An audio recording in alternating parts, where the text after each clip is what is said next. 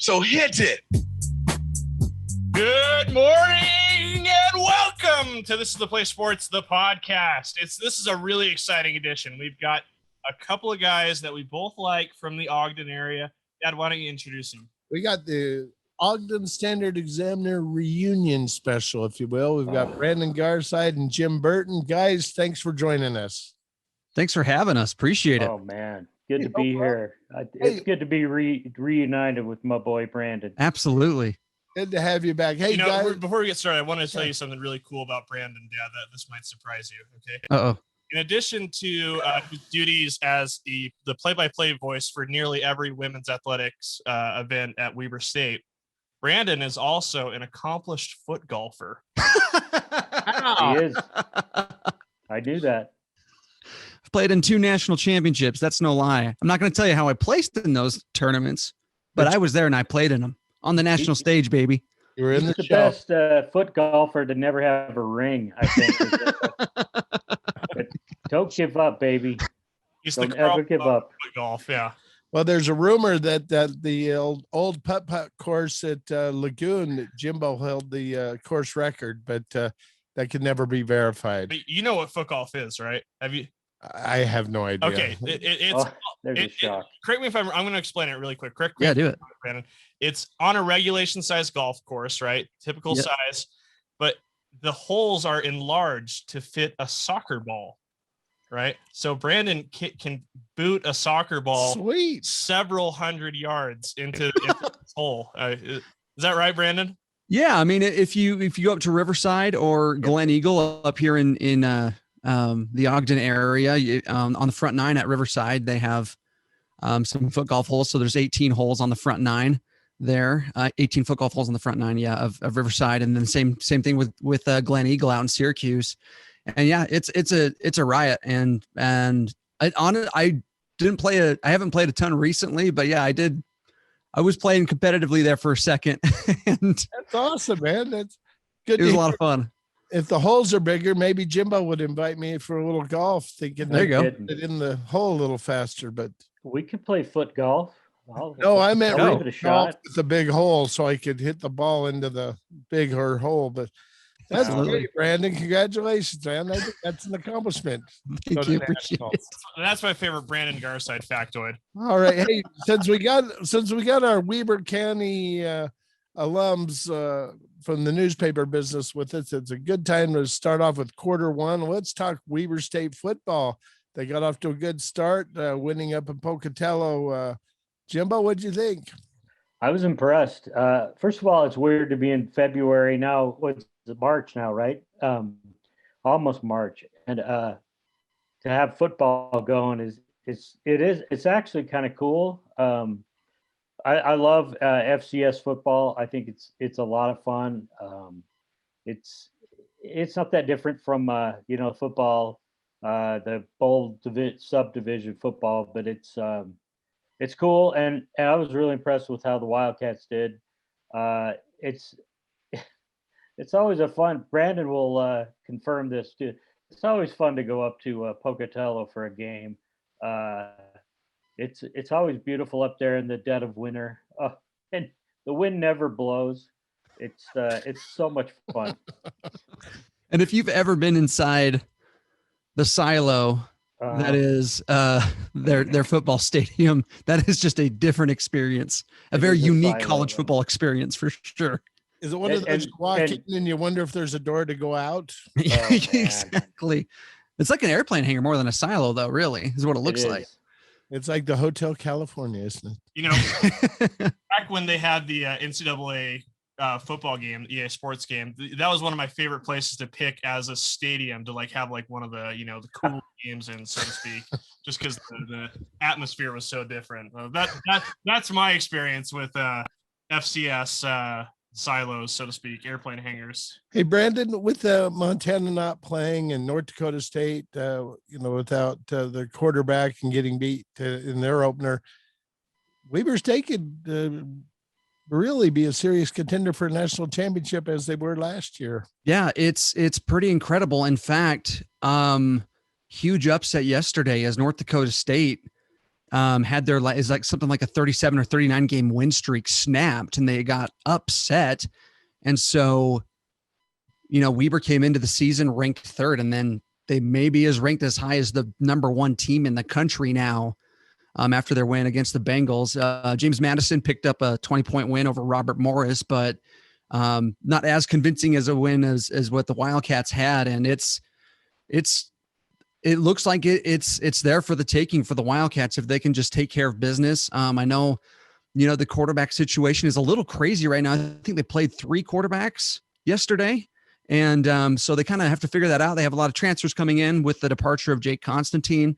And but it looks like the pieces are in place for the Wildcats to really make a run at the national title. And we're living the glory days of Weber State football right now. And with Jay Hill signing the extension of his contract, it's you hope that it continues. So I'm really looking forward to the season and the future of the Jay Hill era, how long that goes, Yeah, I think all of us that know Jay Hill think the world of him and think he's the best guy for the job. And it's amazing they've held on to him as long as they have. And it looks like they'll be able to hold on to him a bit longer because he is a rising star in this business. And, you talk about the quarterback situation, and you can't help but think of North Dakota State, Trey Lance getting ready for the NFL draft, not playing this spring.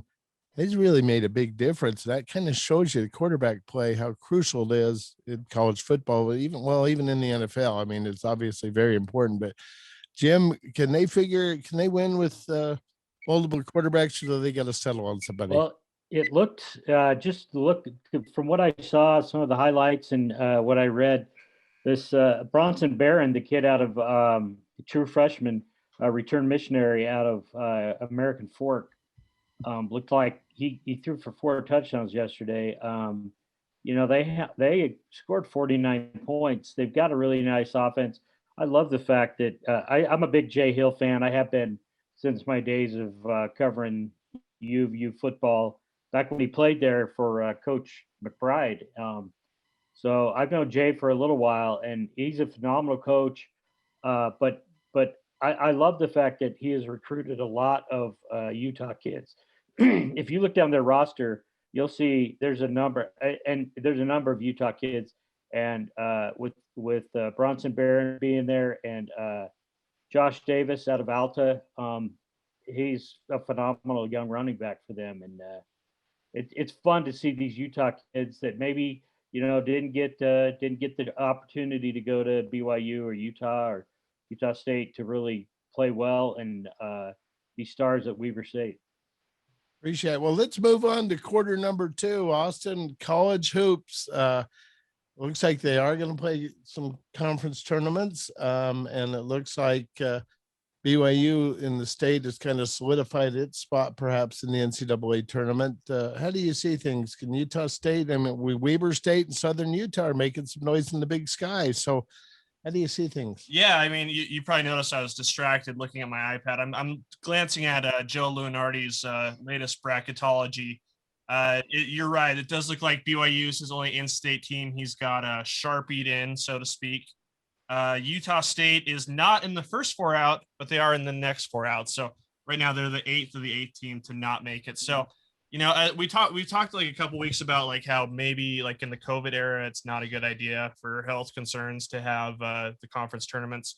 But really for those teams you talked about that are on the bubble, Utah State in particular, Weber State, SUU, like the conference tournament is a good thing for them and it's an opportunity to put together a good showing and, try to squeeze their way in.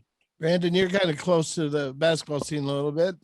How do you see that Big Sky men's side? I know you broadcast the women's, but the men's side looks like got Eastern Washington and then Southern Utah and Weber State are right there.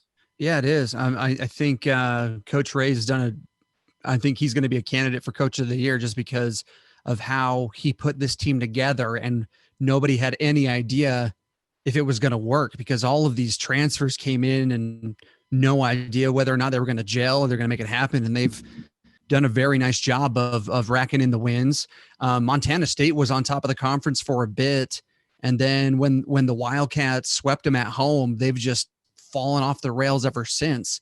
And so It all comes down to that, a couple weeks here in Boise, and the conference tournament is always so much fun. I was fortunate to go to Reno for the conference tournament.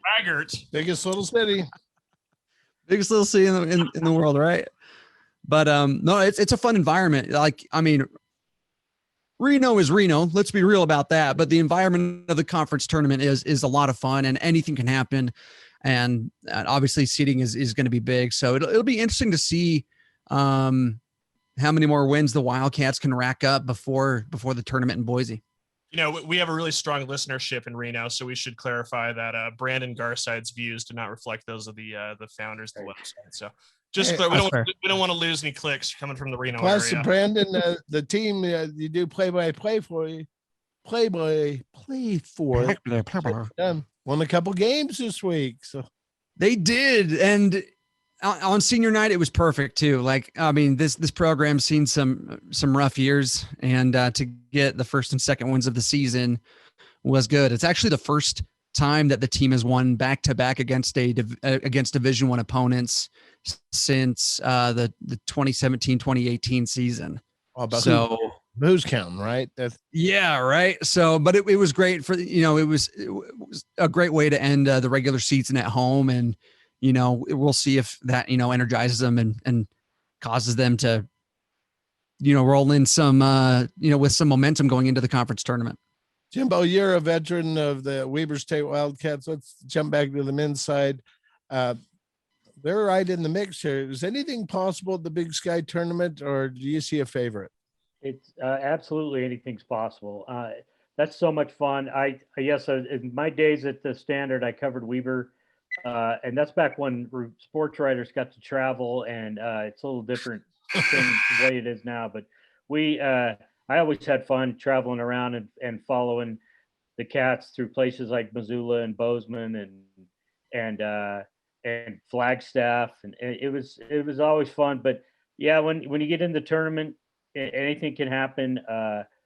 I watched the Wildcats back in the day go undefeated in Big Sky play. That was a lot of fun. And just a shout out to Coach Joe Cravens, who did a great job. And he's doing a great job doing TV. And he'll do a couple of Weber State games, some UVU games once in a while. And it's always fun to see Joe. Awesome. Hey, time for quarter three. We can't have a podcast without talking about the team in the NBA with the best record, the Utah Jazz, 27-7. What's going on with these guys, Brandon? Oh man, everything's clicking. One thing that stood out to me, like when you look in the NBA stats, there's not, with the exception of Rudy being on top of blocks per game, just behind Miles Turner, there's not one player that leads the league in a single statistical category. I mean, maybe there are, but I honestly haven't dug deep enough. But in the majority of them, we don't have a player that's leading that category, and I just think that speaks to the quality of team that the organization has put together. And it's exciting. But I'm going to be cautiously optimistic because this team is also does not have a lot of playoff experience. And so it's going to be, when's the last time that they've been to the conference finals? It was with Boozer and Williams, right? Against the Spurs when we got spanked. And so, and that's a different stage, and they certainly have the talent to get there. But it's going to be, I'm pumping the brakes a little bit. I'm being cautiously optimistic. Yeah, they're killing it right now. They have the best league in the record, or best record in the league right now. But and I think we should enjoy every win that comes along, and they've all been so convincing. But really, when it comes to playoff time, that's going to be the true indicator of just how good this team is. Jimbo, you covered the Jazz for a long time. Now, the only other time they finished with the top record in the Western Conference were the 2 years they went to the NBA Finals. And as Brandon pointed out, they haven't been to the conference finals for a long time. And last year, people forget they were a number 6 seed in the playoffs. And now to be in the number one spot, can they take over that spot and do some big things, do some special things?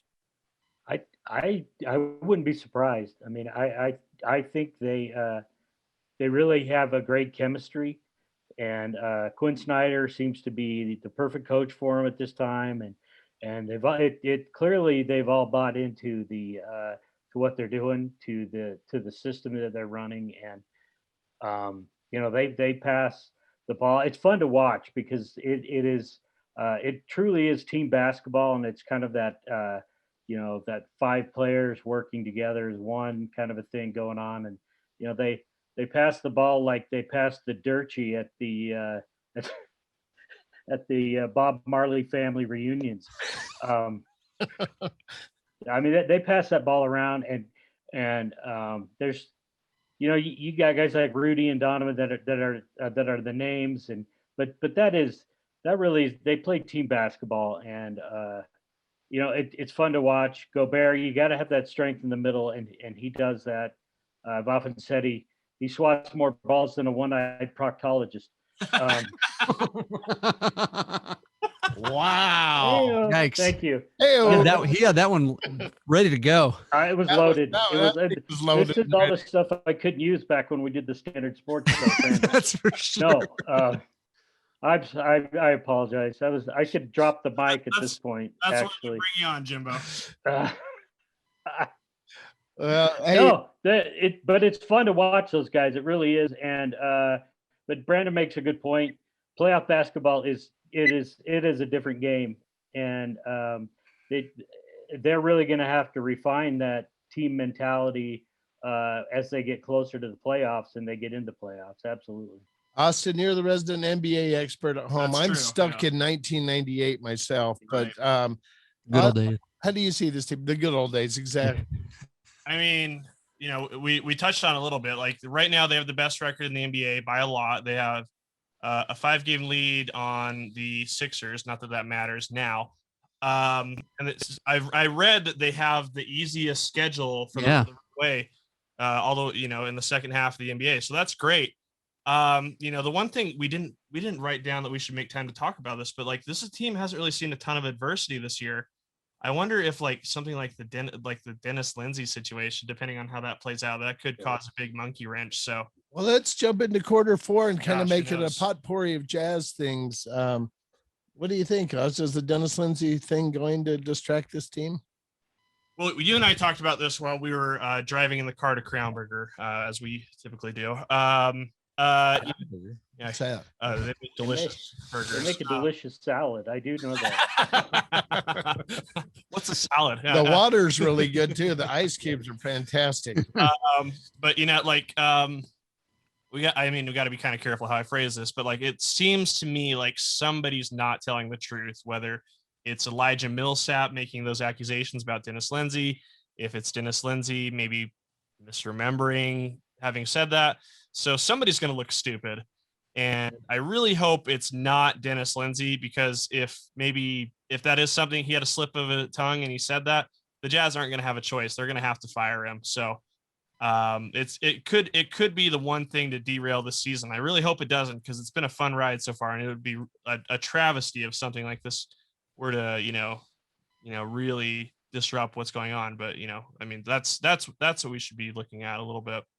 Guys, do you think it's just, if it's not one thing, it's not, there's something that always seems to pop up with every sports team every season.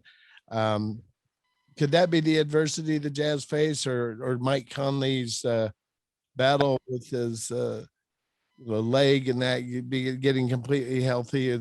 There's some minor things the Jazz have had to overcome, but this thing could blossom into something big. Or do you think it's just being overplayed right now because we're in the dog days of the season? I think that I don't think that the Dennis Lindsey situation will be too big of a distraction. And I don't know if that's the right word. I don't want to downplay the situation at all. But the team knows Dennis. You guys have been around Dennis and know that he's a high quality person. And that doesn't excuse saying something like he was accused of saying, but so it is important that be found out. And I think that the team is okay with, letting the league and the organization try to get down to the bottom of it and then proceed from there. But I think, talking about injuries, I think that's inevitable. Conley had to rest last night to just, make sure they didn't aggravate the hamstring. And I think it's only a matter of time where, it does get aggravated. And, we've seen it already this season when he missed a few games, but the Jazz kept their streak going. So they've proved him on the floor, obviously, like he just has a tremendous impact on this team, but they can get it done. But I mean, I think injuries, coaches say it all the time. It's, coach speak that they're part of the game. So I think it's inevitable. I mean, you hope for the best, obviously, and it's certainly possible that they can get into the postseason healthy, but it's probably unlikely, especially with the issues that Conley has had, and they just don't seem to go away. Jimbo, thoughts?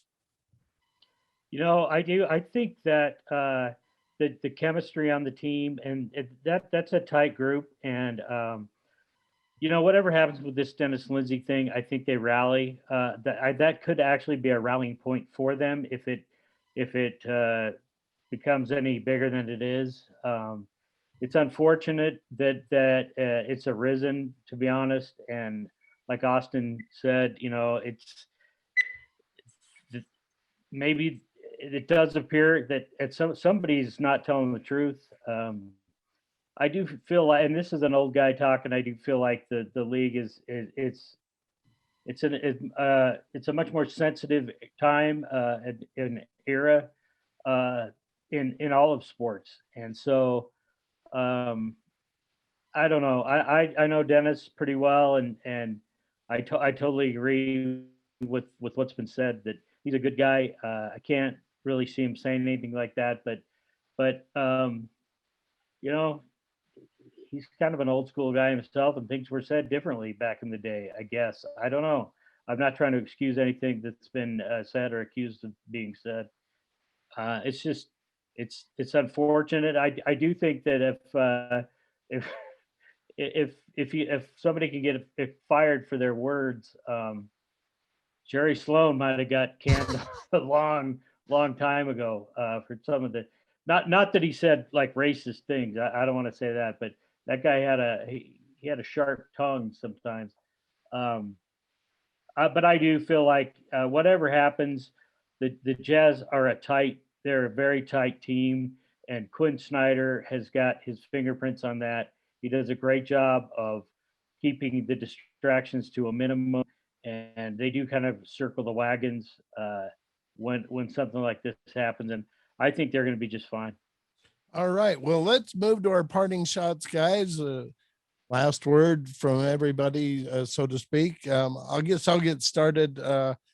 My parting shot is congratulate the Utes on the win over USC yesterday up in the Huntsman Center. As a team, they lost Rylan Jones earlier in the game to an injury. They've had a very tough season, and for them to beat a ranked team was a shot in the arm for the program. So a shout out to Larry Kristoviak and the Utes for picking up a big win, and probably a very necessary win. And one other thing, baseball starts its exhibition games this week. Spring training's going. We're getting back to normal a little bit with baseball. They're still deciding whether to let fans into games when the regular season starts and all that. But it's good to see baseball at least having its spring training. And hopefully I'm getting my vaccine tomorrow, and hopefully we all start getting our shots and we get rid of this darn thing and get back to normal. So Brandon, how about yours? I'm going to start with a plea to the basketball gods to not have the Jazz face the Trailblazers in the playoffs, because I don't know if my heart's going to be able to take that. I know deep down that I'm going to root for the Jazz to win, but I can't root against Damian Lillard. And like, I'm hipster in that regard. I got a picture with me and him after a game at the D Event Center, and we knew about him first. And I just love seeing what he's doing up in Portland. And if he has to go against my home team, the Utah Jazz, it's going to be a very, very conflicting series for me. But and to just a quick shout out to the women's basketball team at Weber State. It's been a pleasure calling the games this season, and huge shout out to the volleyball team, women's volleyball team, undefeated on the season, 10-0 in conference play, on top of the standings. Jeremiah Larson, the coach up there, has done a fantastic job putting together the group of women that he has, and they are dominating the Big Sky, and it's been really, really fun to be a part of that as well. You know, it's interesting. We're having some really good volleyball around here. Utah's got a great team, killing it. Yeah, great team, and Weber State. So it's a good year for volleyball. So that's a good shout out. Austin, we're gonna save you for last because you're the co-host here. But let's have Jim give his parting shot. I'm going to piggyback a little bit on what Brandon said. When he mentioned Damien Lillard, I had something else in mind, but it's true, and because you guys have myself and Brandon on, it's pretty cool, and the Ogden edition of This Is the Place. Damien means a lot to Ogden. He's done a great job. It's cool the way he's kind of become a Utah, as in the state of Utah kind of guy, and we all kind of say he's our guy. I do, and the people in Ogden kind of knew about him before the rest of the state. I remember when he was a freshman, and I asked Kevin O'Connor about. I said, have you scouted the kid up in Ogden at all? And he said, we're very much aware of him. Yes. And that was when Damien was 18 and just a freshman, and he's got incredible talent, and it is fun to kind of root for him. But I agree with what Brandon said. It may be a little bit of a conflict, especially for the basketball fans in kind of Weber and Davis County, and just the Weber State alumni. But yeah, I think that's I think that's kind of cool to see him kind of become what he's become in the NBA. And he very well could have been a Utah Jazz player had things broken a little bit differently. If only. Well, Austin, we watched that game, and when he waved Oklahoma City off, it didn't any better than that. That was a cool shot. And Austin, you bring us home. Yeah, I'll just jump on the Damian Lillard train as well. For those of you who have followed my career, I worked at Foot Locker in college. And it's kind of funny, like, the Foot Locker community in Utah is like kind of tight knit. Like the managers all know each other, they interchange working back and forth. I worked at the City Creek location, but the Layton and Ogden people would come down and hang out a lot. And they would talk about how this Damian Lillard guy used to come into the store while he was at Weber State, and he would point to the wall of shoes. He would point to like the Kobe Bryant shoes, the LeBrons, the Jordans, all that. And he would say, one day you guys are going to be selling my shoe in the store. And I love that. That is actually a true story. So I think like now Damien's on, I'm a sneaker guy, to my dad's chagrin, but Damien Big Five sells them on clearance for like $5. There you go. Whatever. But I think Damien Lillard's on his. Yeah, they're awful, right? Because he was one of the few people who had the Skechers shape ups, the knockoff Skechers shape ups.